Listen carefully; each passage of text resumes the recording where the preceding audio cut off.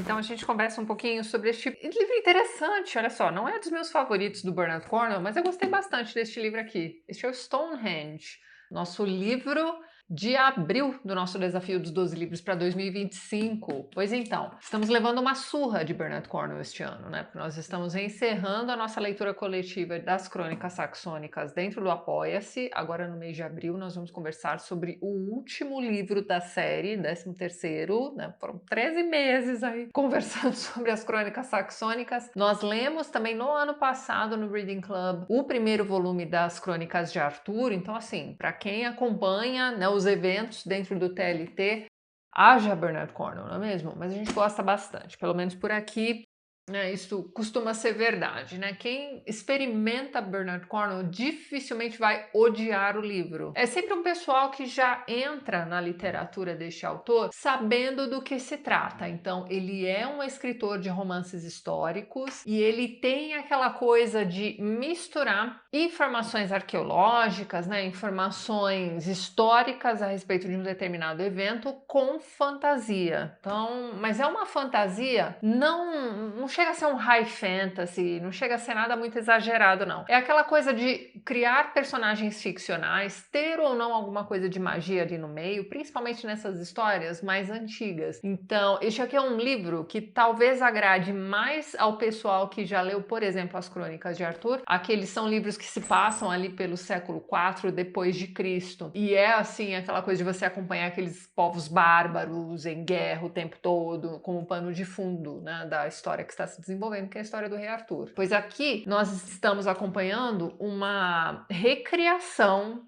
tá, de Stonehenge. Então, não se sabe até hoje exatamente para que serve, né, essa construção, que é um mistério até hoje, gente. Mas especula-se, né, porque sabe-se que essa questão das ruínas circulares da antiguidade era uma coisa bastante, como é que vamos dizer, comum. Então, um henge, né, você vai ler aqui na nota histórica, para quem conhece Bernard Cornwell sabe, né, você vai ler toda a história e no final dos volumes das séries e também dos standalones, né, lá no finalzinho, os volumes únicos, né, os livros que são únicos, como por exemplo, este aqui é um livro que se basta, ele não tem continuação, mas então, sempre ao final do volume que você estiver lendo, o Bernard Cornwell entra para te contar o que há de histórico naquele livro, né, são as notas históricas. Então lá no finalzinho ele vai te contar que os henges, né, eram essas ruínas circulares que eram comuns, é muito fácil de encontrar mais ruínas dessas aí nas suas andanças, principalmente por aquela região ali da Grã-Bretanha, enfim, não era uma coisa,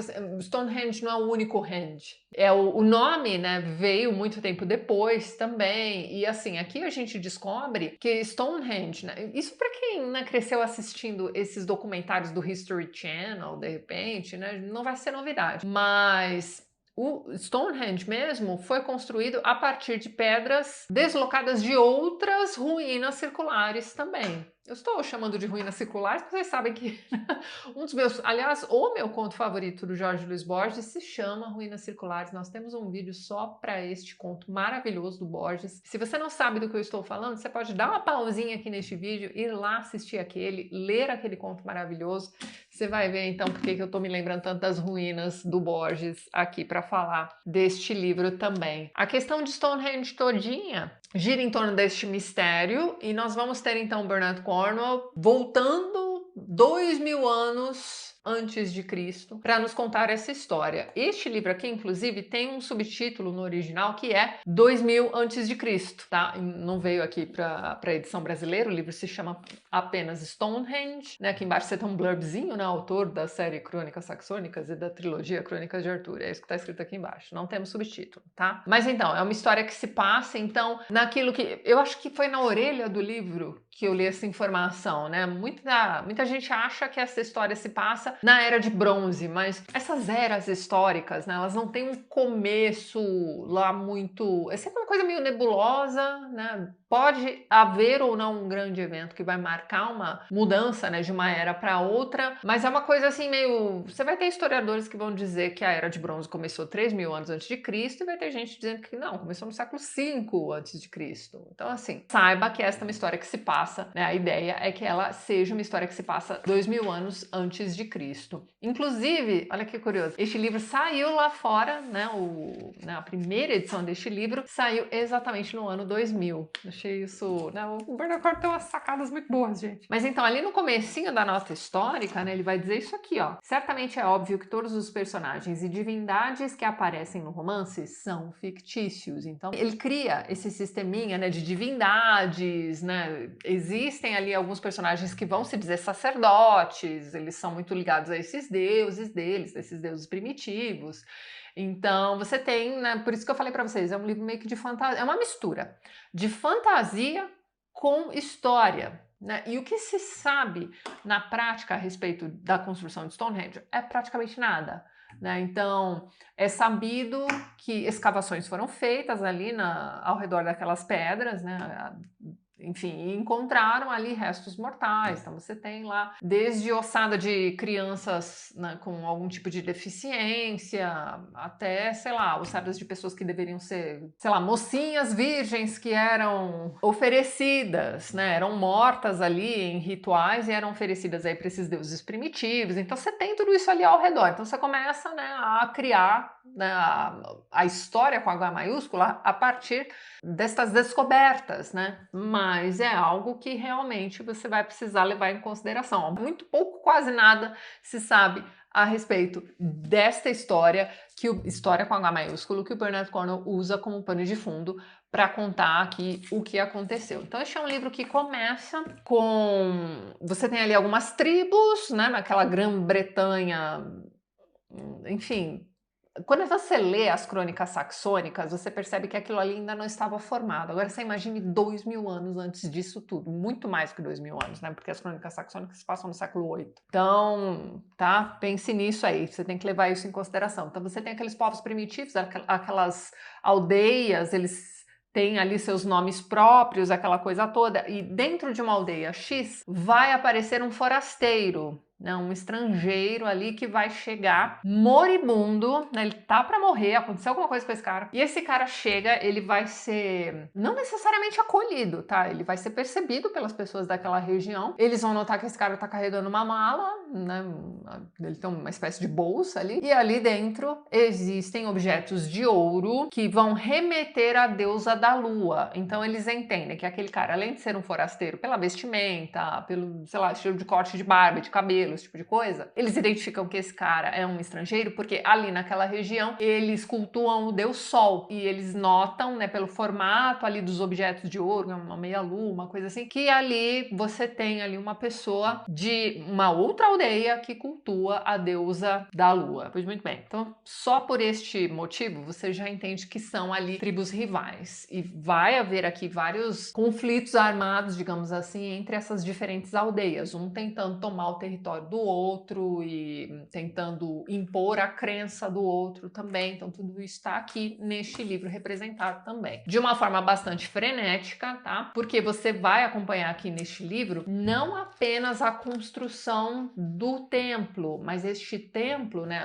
tudo que envolve a construção deste templo tem ali uma simbologia meio política também para a criação aí desse estado, entre muitas aspas, né, onde essas pessoas vão, né, ter este templo novo como o centro, né, de sua cultura, de seu ambiente, não sei o que lá. Então, assim, é preciso também encontrar um novo líder para aquela aldeia, porque o que vai acontecer aqui? Com a chegada desse forasteiro com este ouro, você vai ter o líder daquela região que tem 3 filhos, e esses 3 filhos não poderiam ser mais diferentes entre si. Você tem o mais novo, que é o nosso personagem principal, ele vai ser, entre muitas aspas, o engenheiro responsável pela construção de Stonehenge. De novo, é uma história imaginada pelo Bernard Cornwell. Então tá, você tem este rapaz que é o Saban, enfim. Ele tem um irmão do meio, que é um cara chamado Camadan. O Camadan é paralítico, ele nasceu com o pé torto, virado para trás. E aí ele foi descartado pela tribo, aquela coisa meio 300 de Esparta, sabe? Então, se você já leu essa HQ, você sabe o que aconteceu com as crianças que nasceram, né, com algum tipo de deficiência. Pois então, ele foi descartado, só que ele foi enviado para um templo X. Então, neste templo, ele se torna um sacerdote, né? Ele vai fazer aquelas pessoas acreditarem que ele tem uma ligação especial ali com aquele deus Sol, não sei o que lá, então pronto. Ele é um grande feiticeiro hoje em dia. Este é o irmão do meio. E o mais velho é um cara super ambicioso, super, assim, da pá virada, né? E briguento, desnecessariamente abrupto, bruto, enfim. E esse rapaz, né, ao ver aquele ouro, vai querer tomá-lo para si. Como só ele e o irmão mais novo sabem daquele forasteiro que chegou trazendo aquela bolsa de ouro, ele começa meio que bolar ali a morte de seu irmão mais novo, para que o pai não saiba que aquele ouro existe. Mas não vai dar certo, o menino vai conseguir escapar, o pai vai ficar sabendo que existe aquele ouro todo, não sei o que lá. O irmão mais velho vai dizer coisas do tipo, este ouro é meu, ninguém tasca, eu vi primeiro. Mas aí o pai vai dizer, dane-se, né? Traga aqui a bolsa de ouro, né? E vamos ver o que a gente vai fazer. O pai já queria a construção de um templo ali naquela região, porque você tem algumas tormentas, algumas coisas acontecendo que naquela época atribuía-se a deuses ou a falta de deuses, né? A falta de agrados para os deuses, digamos assim. Então a construção de um templo se fazia imperativa naquele momento, não é mesmo? E aquele dinheiro poderia ajudar, né? Enfim, dinheiro, né? Aquele ouro poderia ajudar a, sei lá, comprar ferramenta ali, ser alguma moeda de troca ali para aquilo que eles precisavam. Lembre-se, estamos em 2000 antes de Cristo, e nós já tínhamos ouro, e ouro já era importante. Este ouro, quando chega, vai ser ali um objeto de intriga, né, entre as pessoas. Já vá percebendo.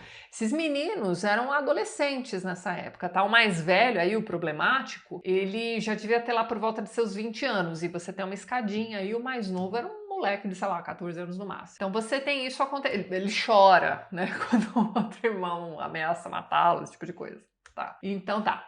O que nós vamos ter aqui, a partir deste primeiro conflito, é este irmão mais velho decidindo que aquele ouro lhe pertence, porque afinal de contas ele viu primeiro, e ele tem uma ideia ali uma ideia de dominação ali daquela região que o pai não concorda, né? O pai é um cara mais de vamos analisar para ver como é que fica, né? Vamos ver como é que está, né? Para ver como é que fica. Mas então, e aí você tem esse rapaz que resolve que o pai não sabe de nada, o pai já está ultrapassado e resolve matar o pai e tomar o poder para si. A partir desse momento, você tem este rapaz descartando mais uma vez o irmão do meio, né? Então é um cara que não vai ter direito a absolutamente nada ali daquela região. E você tem o irmão mais novo sendo vendido como escravo, né? Ele meio que... Não é que ele não tenha coragem de matar o irmão mais novo, mas ele vai...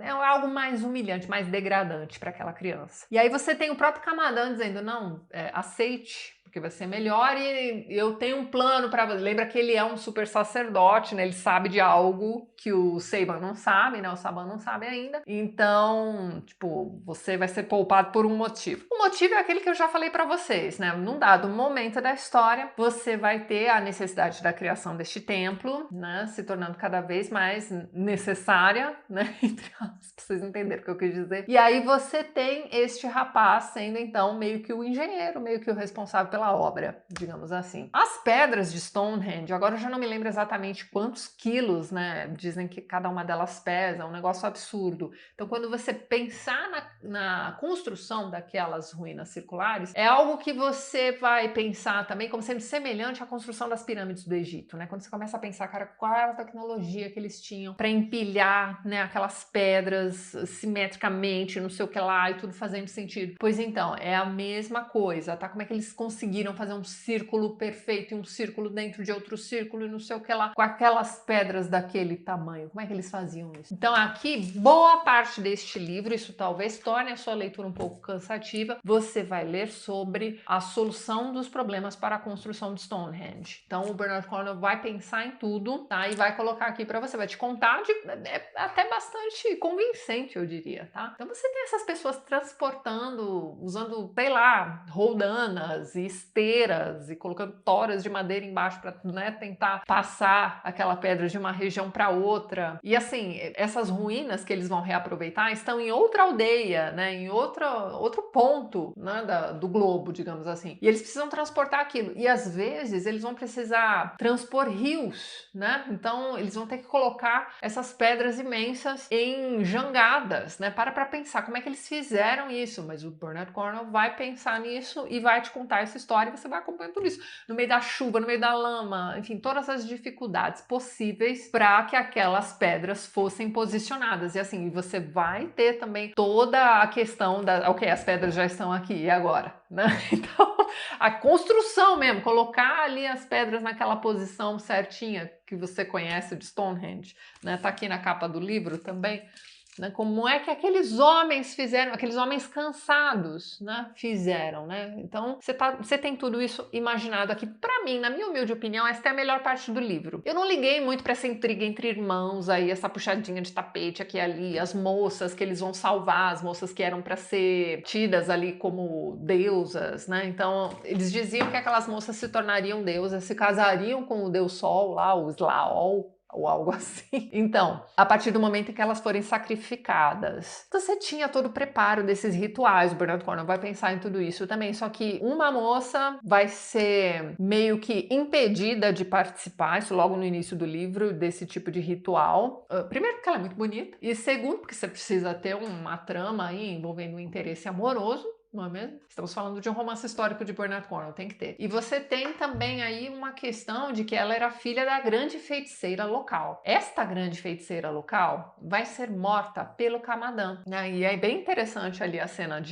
em que ele mata essa senhora, porque ele vai, na verdade, dar um beijo, né? E é através deste beijo que ele vai dizer que ele vai sugar a alma dessa senhora e agora esta alma vai fazer parte dele, né? Então, a partir do momento em que essa senhora morre, né? Eu disse mãe, ela é na verdade a avó da mocinha. A mocinha seria sua sucessora, não é mesmo? Mas ela é esse joguete aqui, né? É óbvio que Saban vai se apaixonar por ela e vice-versa, mas aquele irmão mais velho vai tomá-la para si, vai engravidá-la, não sei o que lá. Tem um momento bastante crítico aqui que é quando ela mata o próprio bebê, mas aí ela vai, quando vão questioná-la, né? Ela vai dizer algo do tipo, não era meu filho, era filho desse cara aqui. Então, você tem esse tipo de... Aí você para e pensa, são povos bárbaros, 2000 anos antes de Cristo, vamos seguir em frente. Você vai ter mais pra frente uma outra moça que também será salva, essa vai ser salva da fogueira mesmo, ela tá pronta para ser sacrificada e o Saban vai lá, vai raptá-la, vai fugir dali, enfim.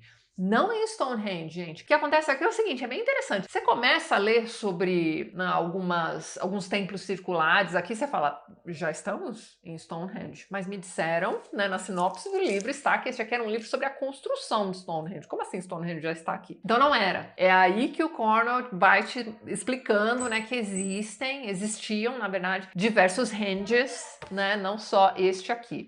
E vai ser desses Henges aí que a gente vai lendo na primeira metade do livro, digamos, né, que serão ali desmembrados para que aquelas pedras formassem a grande ruína circular de todos os tempos. Pois então, você tem essa moça sendo salva, né? Então vai se tornar aí mais um interesse amoroso do Saban, digamos assim. Eles também terão uma filha, essa filha vai ser sacrificada por ela num dado momento. Então esta segunda feiticeirinha, né, que no começo parece que ela é uma fofa, foi salva, ai que maravilha, né? E aí, né, você tem o desenvolvimento do romancezinho entre ela e o nosso personagem principal, mas você vai vendo que ela é meio da pá virada. Então, num dado momento, você vai ter a Darrowin, que é aquela primeira moça que vai ser raptada aí pelo irmão mais velho, aquela coisa toda. E não só raptada, né? Ele vai meio que compartilhar essa moça com outras. Porque ela vinha de uma outra tribo, de uma tribo rival. Ela só está ali porque ela é realmente uma moeda de troca e ela é muito bonita. Tá? Então ela vai ser passada ali para os demais homens ali do novo líder, né? Que é o irmão mais velho de Saban, essa coisa toda. Então ela é uma moça que vai ficando amargurada, ela vai se endurecendo ao longo do livro todo. Ela vai reaparecer ali na frente, toda assim, ó, seriona, né? Ela aparece pra resolver a parada e vai embora, sabe assim? Então é uma personagem bem interessante aqui neste livro. Num dado ponto, ela vai voltar, como eu disse pra vocês, vai virar pro sua mãe e dizer assim, olha só, eu não sou obrigada a te contar tudo que vai acontecer, o que acontece, porque ela também é uma feiticeira. Lembra que ela é neta daquela grande feiticeira do início do livro. E ela vai dizer, olha, você nem sabe o que tá acontecendo na sua própria, você nem sabe que a sua esposa é a amante do Camadan. Então, assim, né, casos de família e o cara vai, imagina, né? Primeiro que o Camadan é esse cara que tem um pé torto, não sei o que lá. Ai, gente, num dado momento vão prometer ali uma cura pro pé dele. Então, o pé dele vai ser quebrado, virado pra frente ali. Gente, essa cena também é terrível. Não vai dar certo. Ele vai ser visto andando por aí, as pessoas vão apontar para ele e vão dizer, olha lá o morto-vivo, né? Ele vai ficar assim, depois dessa operação, entre aspas, né? Mas então, você tem essa primeira moça, é uma personagem bem interessante, ela só vai aparecer mais pra frente no livro, realmente nos momentos de solução de entreveros, e ela também vai chegar um momento que ela vai virar pro Saban e vai dizer, olha, devia ter sido eu e você desde o início, né? As coisas seriam muito mais simples, mas não, esse turbilhão de coisas aconteceu aí no meio da nossa história, e eles meio que se separam numa boa. A outra moça, né, que vai sacrificar a própria filha numa dessas fogueiras, isso depois de Stonehenge já pronta, né, ela vai ter o que merece. Você vai ter uma das pedras de Stonehenge que foram mal colocadas, digamos assim, caindo providencialmente em cima da cabeça dessa moça. Uma cena sensacional. Tá? Acho que dos desfechos do livro, este foi, sem sombra de dúvidas, o mais interessante. É meio novelão, mas tudo bem, não tem problema nenhum, achei bastante satisfatório. E você tem os demais desfechos aí que eu não vou, né, dar spoilers aqui para quem tem esses problemas com spoilers, né? Porque este livro aqui é muito bom, este livro. Então, para você que gosta do Cornwell, mas não quer enfrentar 13 volumes de Crônicas Saxônicas, né? Como eu disse para vocês, nós no Apoia-se nós já estamos terminando a leitura e não é uma série que vale a pena cada um dos volumes. Em geral, ela é ótima, mas existem alguns volumes ali que você fala, meu Deus. Aqui não, quando você pega um livro único, né, que se resolve, que se basta em um único volume, né, você já sabe, né, você tá chegando no meio do livro, você tá realmente chegando no meio da história, né, já vai te dando aquele alentozinho. E é muito satisfatório, gente, muito bom mesmo, tá? Fica a dica aqui pra vocês. Eu imagino que este livro vai funcionar bem pra quem já leu as Crônicas Saxônicas. Eu não sei se você prefere, por exemplo, aqueles livros dele sobre o Sharp, se este aqui vai funcionar tão bem, mas acho que vale a pena experimentar. Se você tem curiosidade sobre a construção aqui de Stonehenge, né? Se você também tem essa construção aqui como um dos grandes mistérios da humanidade, talvez este livro possa ser uma boa para você. Eu sempre tive curiosidade de saber mais aqui a respeito deste livro. Eu já tenho este livro na estante há muitos anos, tipo, sei lá, já faz uns... Eu acho que eu tenho esse livro há uns 20 anos, viu? 20 não digo, eu acho que eu tenho esse livro há uns 14, 15 anos, no mínimo. Mas enfim, né, finalmente, antes tarde do que nunca, né, peguei para ler agora aqui com vocês. E para quem tem mais interesse na parte histórica mesmo, a nota histórica é bem gordinha, tá? Ela tem ali umas 20 páginas mais ou menos, e se você não gostar tanto assim do livro, é capaz de você adorar a nota histórica. Aqui o Cornwell te dá bastante informação sobre o que se sabe a respeito de Stonehenge. Então, só para você ter uma ideia, né, tem um momento aqui em que ele vai falar sobre a questão das pedras que foram transportadas para a construção do templo, né? Imaginando que Stonehenge seja um templo, tá? Deve ser por conta das ossadas que eu falei para vocês que foram encontradas, mas vamos lá. Ó. Independentemente de como as pedras tenham sido levadas, a viagem extraordinária foi realizada. Querendo ou não, aquelas pedras foram transportadas. E então, algo ainda mais notável aconteceu. Depois de ter o trabalho imenso de transportar as pedras do atual, e aí tem o nome das cidades ali, tudo, enfim, os construtores decidiram que seu templo novo e ainda inacabado era insatisfatório. Olha só, demoliram-no. As pedras foram levadas para longe. Aquilo que eu falei para vocês, não é um lugar fixo, um templo que tenha sido pensado e colocado ali de uma vez. Não, as pedras foram transportadas de outros templos, né?